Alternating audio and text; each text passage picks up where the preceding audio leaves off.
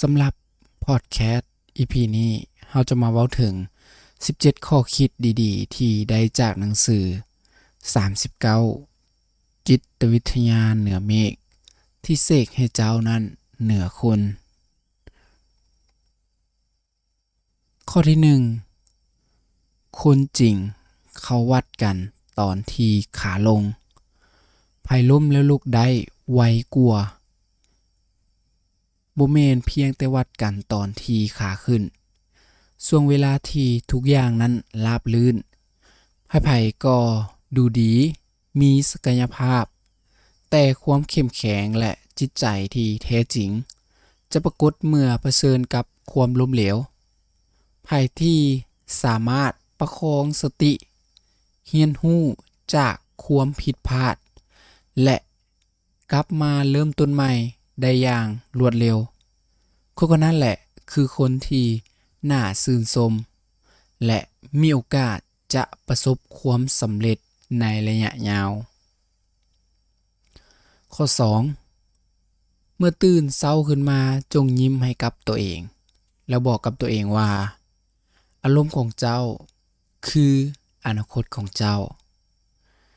การเริ่มต้นวันด้วยทัศนคติเชิงบวกและการควบคุมอารมณ์ของตัวเองเป็นสิ่งที่สำคัญหลายเพราะมันจะส่งผลต่อการตัดสินใจการกระทำและปฏิสัมพันธ์กับผู้คนตลอดทั้งมื้อหรือตลอดทั้งวันอารมณ์ที่ดีจึงเป็นคือกับเสื้อเพลิงที่ขับเคลื่อนอนาคตที่สดใสข้อ3รู้จักการเว้าให้เข้าใจง่ายแต่นำไปใช้ได้จริงการสื่อสารที่มีประสิทธิภาพบ่เพียงแต่การใช้คำเว้าแบบสวยหรูแต่คือการถ่ายทอดความคิดที่ซับซ้อนให้กับผู้อื่นได้เข้าใจง่ายขึ้นและที่สำคัญคือเนื้อหานั้นต้องสามารถนำไปใช้และไปปฏิบัติและเกิดผลลัพธ์ได้แท้จริงข้อ4สู้ได้สู้บ่ได้ให้ตั้งรับบ่ได้ถอยบ่ได้ก็อ่อนน้อมบ่ได้ก็หนีนี่คือกลยุทธ์การเผชิญหน้ากับปัญหาหรือความขัดแย้งอย่างมีสติเริ่มจากการพยายามแก้ไขถ้าหากว่าบ่สำเร็จให้ตั้งรับเพื่อประเมินสถานการณ์แต่ถ้าหากว่ายังบ่ดีขึ้นให้ถอยเพื่อรักษาสถานะถ้าหากว่าจำเป็นต้องเผชิญหน้าจริงๆการอ่อนน้อมอาจจะช่วยลดความตึงเครียดและถ้าหากว่าสถานการณ์มันร้ายแรงเกินที่จะรับมือการหลีกเลี่ยงอาจจะเป็นทางออกที่ดีที่สุดและข้อ5ความอดทนจะเฮ็ดให้คนเหนือคนและต่างจากคนอื่นความอดทนเป็นคุณสมบัติที่สำคัญในการบรรลุเป้าหมายในระยะยาวคนส่วนใหญ่นั้นมักจะยอมแพ้เมื่อเจอกับอุปสรรคแต่คนที่อดทนและยืนหยัดได้ยาวนานจะสามารถก้าวข้ามขีดจำกัดและสร้างความแตกต่างได้อย่างโดดเด่นข้อ6วิเคราะห์ให้ดีว่าสิ่งใดควรจะเฮ็ดก่อนและสิ่งใดที่ควรจะเฮ็ดนำหลังสิ่งใดควรจริงจังและสิ่งใดที่เอาพอควรการจัดลำดับความสำคัญของเวียกของงานและการใช้ทรัพยากรอย่างเหมาะสมเป็นทักษะสำคัญของการบริหารจัดการชีวิตและเวียกงานที่มีประสิทธิภาพการรู้จักแยกแยะว่าสิ่งใดสำคัญเร่งด่วน และสิ่งใดสามารถที่จะรอได้และสิ่งใดให้ความสำคัญเป็นพิเศษมันจะช่วยให้เฮานั้นโฟกัสและบรรลุเป้าหมายได้ดียิ่งขึ้นข้อ7เฮาทุกคนมีจุดแข็งกันทุกคนเพียงแต่ว่าจุดแข็งนั้นอาจยังบ่ถูกค้นพบดังนั้นสิ่งสำคัญคือเฮาต้องรู้จักจุดแข็งและจุดอ่อนของตัวเองการตระหนักถึงศักยภาพและข้อจำกัดของตัวเองเป็นพื้นฐานของการพัฒนาและการมุ่งมั่นและใช้ประโยชน์จากจุดแข็งในขณะเดียวกันก็พยายามปรับปรุงหรือหาทางรับมือกับจุดอ่อนซึ่งจะนำไปสู่การเติบโตและความสำเร็จที่ยั่งยืนข้อ8ถ้าถูกผู้อื่นตัดสินเฮาไปแล้วบ่ต้องเสียเวลาไปอธิบายให้คนคนนั้นฟังบางครั้งความคิดของคนอื่นก็แข็งกระด้างและยากที่จะเปลี่ยนแปลงการพยายามอธิบายหรือแก้ไขตัวเองกับคนที่ปิดใจไปแล้วมักจะเป็นการเสียเวลาและพลังงานโดยบ่มีประโยชน์ให้เฮานั้นมุ่งมั่นเฮ็ดในสิ่งที่ถูกต้องและพิสูจน์ตัวเองกับการกระทำจะดีกว่าข้อ9จงเว้าเท่าที่จำเป็นเพราะการเว้าหลายย่อมมีโอกาสที่จะผิดพลาดได้หลายการเว้าหลายเกินไปโดยบ่ไต่ตองอาจจะนำมาซึ่งความเข้าใจผิดการสื่อสารที่คลุมเครือหรือแม้แต่การเปิดเผยข้อมูลที่บ่สมควรการเว้าเท่าที่จำเป็นตรงประเด็นและชัดเจนจะช่วยลดโอกาสในการเกิดข้อผิดพลาดและสร้างความน่าเชื่อถือข้อ10ความสามารถในการแก้ไขปัญหาและการตัดสินใจที่ดีคือตัวชี้วัดศักยภาพความเป็นผู้นำที่ดี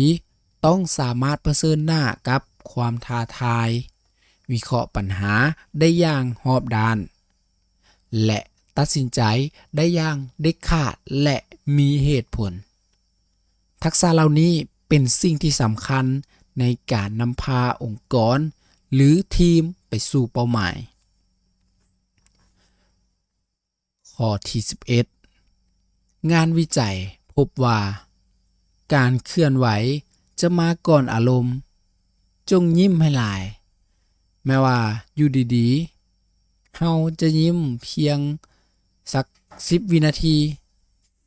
เฮาก็จะมีความสุขตามมาเองร่างกายและจิตใจมีความเชื่อมโยงกันการเปลี่ยนแปลงท่าทาง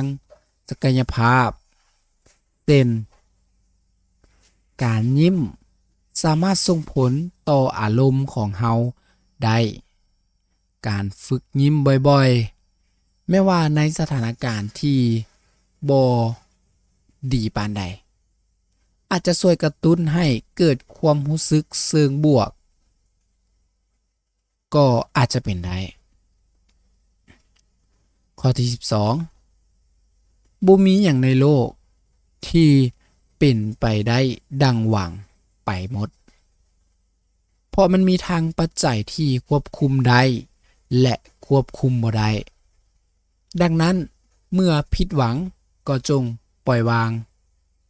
ชีวิตนั้นเต็มไปด้วยความบ่แน่นอนการยึดติดกับความคาดหวังที่หลายเกินไปอาจจะนำมาซึ่งความทุกข์เมื่อบ่เป็นไปตามที่หวังเอาไว้ การยอมรับความจริงปล่อยวางสิ่งที่ควบคุมบ่ได้และมุ่งเน้นไปที่สิ่งที่เฮาสามารถเฮ็ดได้จะช่วยให้เฮานั้นก้าวข้ามความผิดหวังและเดินหน้าต่อไปได้ข้อที่13ถ้าหากว่าเว้าข้อเสียของผู้อื่นให้เบิ่งหาข้อดีและชื่นชมเสียก่อน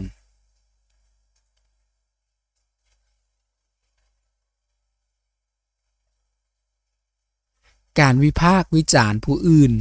โดยตรงอาจสร้างความบ่พอใจและนำไปสู่ความขัดแย้งและการเริ่มต้นด้วยการเบิ่งเห็นและชื่นชมข้อดีของเขาก่อนแล้วค่อยเว้าถึงสิ่งที่ควรจะปรับปรุงท่าทีที่สร้างสรรค์จะช่วยให้ผู้ฟังนั้นเปิดใจและรับฟังหลายขึ้นข้อที่14มิตรแท้จะอยู่กับเฮาในยามที่ยากมิตรแต่ปากยามยากจะหายไปช่วงเวลาที่ยากลำบากเป็นบทพิสูจน์มิตรภาพที่แท้จริงหมู่เพื่อนที่คอยช่วยเหลือและเคียงข้างเฮาในวันที่เฮานั้นล้มคือหมู่เพื่อนที่เฮาควรให้คุณค่าและรักษาไว้ส่วนคนที่เข้ามาในช่วงเวลาที่เฮาประสบความสำเร็จเท่านั้นอาจบ่แม่นเพื่อนแท้ที่เฮาจะพึ่งพาได้เสมอไปข้อที่15ถ้าหากว่าโฟกัสหยังพลังก็จะไหลไปที่นั่นความสนใจและพลังของเฮามีขีดจำกัดการจดจ่ออยู่กับเป้าหมายหรือสิ่งที่สำคัญจะช่วยให้เฮานั้นทุ่มเททรัพยากรได้อย่างมีประสิทธิภาพและเพิ่มโอกาสในการบรรลุผลสำเร็จในทางตรงกันข้ามถ้าหากว่าเฮาปล่อยให้ความสนใจวอกแวกพลังงานก็จะกระจัดกระจายและยากที่จะสร้างผลลัพธ์ข้อที่16เบิ่งคนสำเร็จให้เบิ่งตอนที่เขาหาบ่แม่นให้เบิ่งตอนที่เขามีเบื้องหลังความสำเร็จมักมีเรื่องราวของการเฮ็ดเวียกหนักมีความอดทนและเผชิญหน้ากับอุปสรรคที่หลายการศึกษาเส้นทางและความพยายามของผู้ที่ประสบความสำเร็จตั้งแต่เริ่มต้นจนถึงวันที่พวกเขานั้นมีทุกอย่างจะเป็นแรงบันดาลใจและให้บทเรียนที่มีค่าหลายกว่าการเบิ่งเพียงแต่ผลลัพธ์ที่ปรากฏและข้อสุดท้ายข้อที่17ความอ่อนน้อมถ่อมตนคือเวทมนต์สู่ความสำเร็จการมีความอ่อนน้อมถ่อมตนบ่เพียงแต่สร้างเสน่ห์และความน่าคบหาแต่ยังเปิดโอกาสให้เฮานั้นได้เรียนรู้จากผู้อื่นและพัฒนาตนเองอยู่เสมอคนที่เปิดใจรับฟังและให้เกียรติผู้อื่นมักจะได้รับการสนับสนุนและช่วยเหลือซึ่งเป็นปัจจัยที่สำคัญสู่ความสำเร็จในระยะยาวหวังว่าการสรุปหนังสือ39จิตวิทยาเหนือเมฆที่จะเสกให้เจ้านั้นเหนือคนอื่นไปปรับใช้ในชีวิตประจำวันได้ดียิ่งขึ้นและนี่ก็คือ The Talk Podcast สำหรับ EP นี้ก็ต้องขอบใจทุกคนที่รับฟังจนจบและอย่าลืมเป็นกำลังใจให้เฮาเพียงแต่กดไลค์กดแชร์และกดติดตามเพื่อจะได้รับฟังคลิปดีๆสาระดีๆจากทางเฮาสำหรับมื้อนี้ขอบใจ